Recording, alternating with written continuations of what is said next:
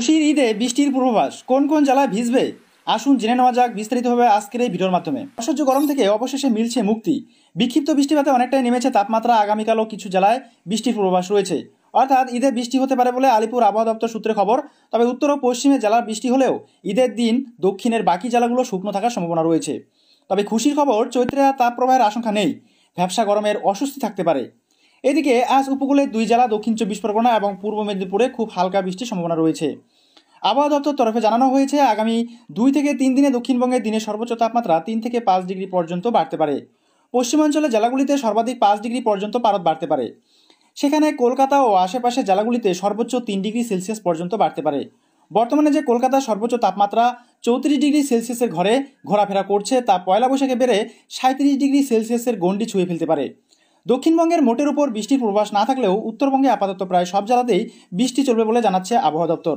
2-1টি জেলায় বজ্রবিদ্যুৎ সহ বৃষ্টির সম্ভাবনাও রয়েছে।